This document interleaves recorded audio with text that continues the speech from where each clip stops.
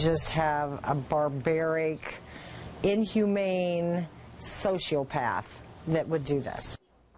Outrage tonight after a dog is found dead in the brutal cold. And now the teen who says he once owned the pregnant 5-year-old Shar-Pei pit bull mix wants charges brought against whoever left her in sub-zero temperatures. The dog had no chance to escape or even survive.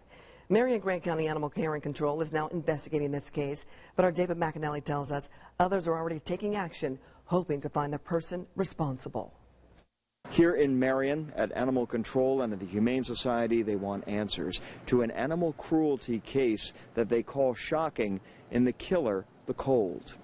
At a pretty spot along the river in Marion, an ugly find. It just continues to baffle my mind what is going through whoever done this mine. You know, what was they thinking? Michael Edwards and his family were driving along River Boulevard.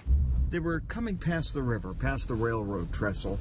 He looked over to the river to see if it was time for ice fishing, and then right about here, he saw it. I seen a box, large box, had some snow and things on it, looked like it had been covered up intentionally.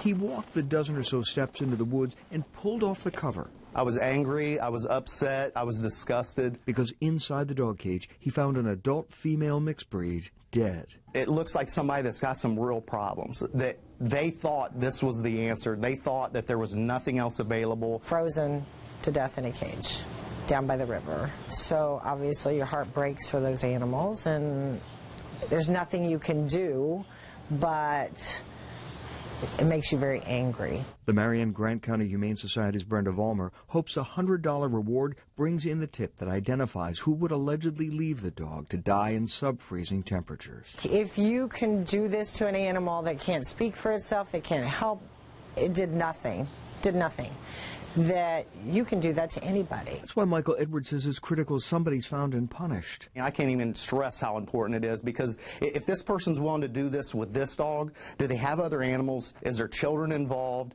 Do they have mental health issues? You know, what is going on? On social media, the story is taking off with thousands of comments and shares. People we talk to find it strange that somebody would leave a dog caged outside, but with a food bowl and a blanket, food still uneaten, to die in the cold. How did you walk away from that cage, hearing that dog cry, and think that was okay?